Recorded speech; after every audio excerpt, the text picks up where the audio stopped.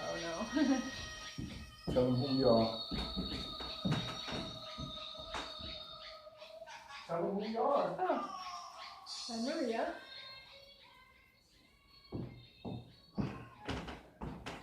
Oh, thank you for filling the space. Oh I'm God. not. So anyway, I tried to get her to fill in the space while I was handling something, but I'm your host, Cool Wow, and she already introduced herself.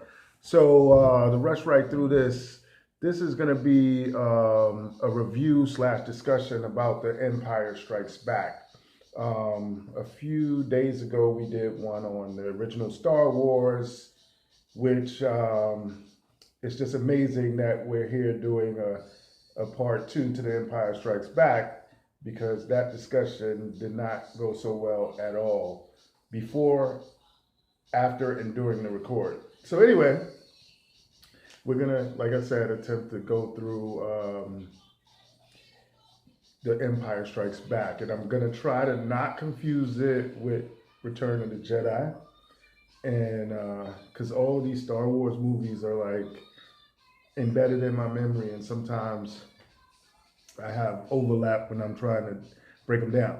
But can you tell me um, what you like about the Empire Strikes Back in comparison to Star Wars?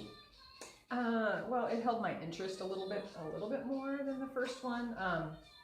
And I just found it not as boring for some reason. The special effects were better. Let me see what else. The beginning was good with the suspense. Like I feel like the beginning was interesting, and I remember it. I don't remember the beginning of Star Wars. Okay, So I see. So the intro was. So the intro memorable. I thought was memorable. Yeah. Okay.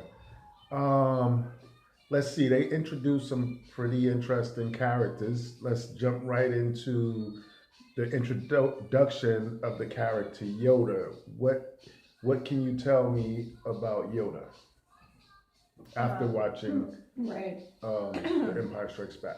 Well, he is a Jedi trainer, I guess. Jedi trainer? I mean, he trains Jedi, or he trains people to be Jedis, I think. Yes. Is that correct? Yes. Yeah, he's a funny little kid. He's like unexpected kind of character, I guess. You wouldn't expect that. He seems dedicated and he seems dedicated and he seems like he's what was the word I was going to use? Doesn't want to take no for an answer, I think. Doesn't want to take no for I an mean, answer. in terms of like, he said something about trying's not an option or something like that. Yes, he says So, there is no try. You either do or do not. right. Yes. Well, you use an interesting term, a Jedi trainer. I would use Jedi master. Oh, right. Okay. But he's a Jedi master who trains Jedi. I think that would. Let's see.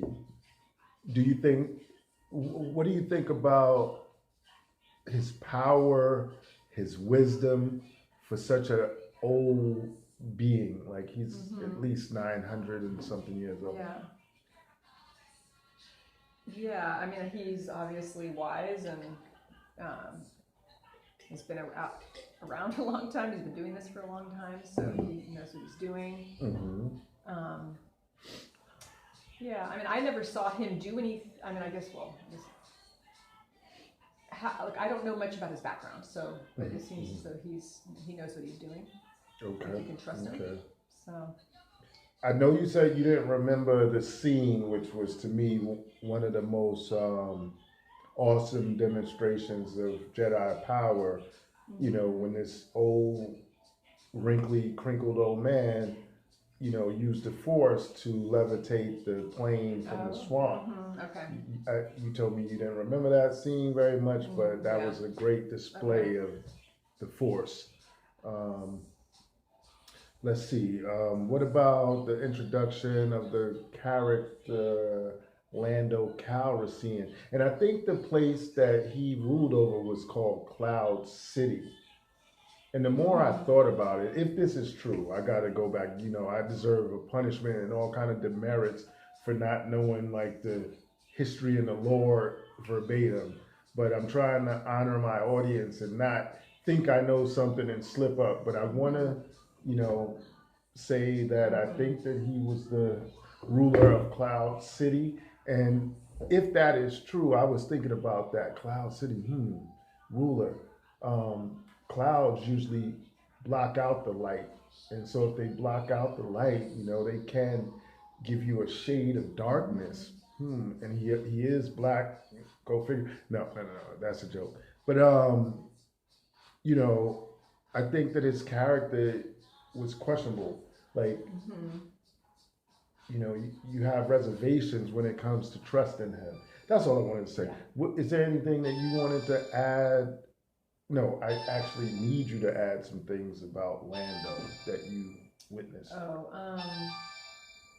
Yeah, it seems like he was. We're gonna ignore that. Sorry. Yeah, he seems like he was disappointing people. He made a decision. Let's see, what was the decision he made that was questionable? Oh, he turned over Han Solo to Princess Leia. He turned them all over. So that would be to Darth Vader. He's supposed to be loyal. I mean, who's he loyal to, right? Right. As dangerous as Darth Vader is, to turn Han and Leia over to him was just not a cool thing. However, do you feel that he redeemed himself, and if so, how? Details are fuzzy, but I feel like later on they became free, and I'm trying to think what his role was in helping with all that. But you can stop there since you're not so like you don't remember a lot of details. But that is a good lead in to say that he did try to redeem himself, and he did try to assist them, or at least he made promises to try to assist them in saving Han. And I was talking about this last time, that sometimes as a leader or a ruler of a place, like, you have to make decisions for the benefit of your people, and sometimes it doesn't benefit other people. But I think that he tried to get the win for his people, and then halfway renege and save the friends that he had sold out to get a win-win. And, as a leader, I think that was very questionable, but at the same time, in certain situations, a leader like that is necessary. There's another point I wanted to make. So, if you remember when Luke was advised to go see Yoda by Obi-Wan, and he goes and he meets the Jedi Master, he finds out that Leia, Han are in trouble and in danger. And he stopped his training to go save them. And I wanted to talk about that, or to attempt to save them. Do you feel that was a wise choice, going up against the Empire, the evil Darth Vader, running into this half-cocked, very little training to try to rescue his friend? Yeah, I mean, I don't know if it was a good decision or not, but I mean, it does seem like he was loyal to his friends.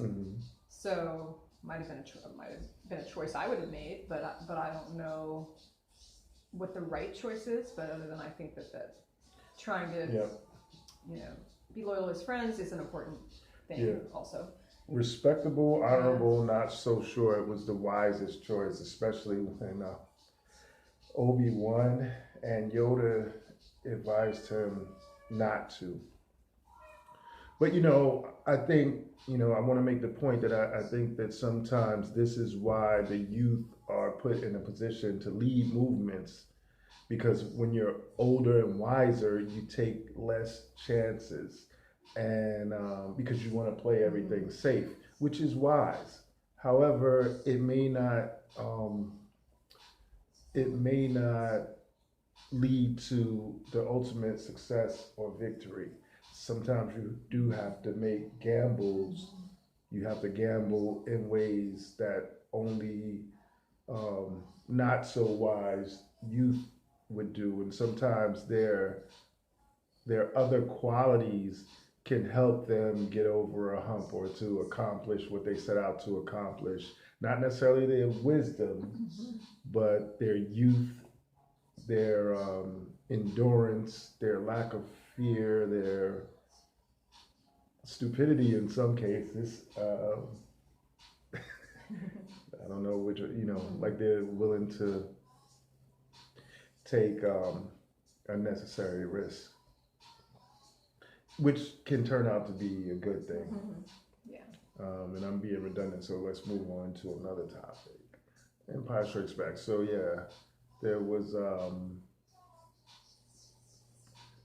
an introduction of two characters, Yoda, Han, and I'm sure there were many others, but those were the two standouts.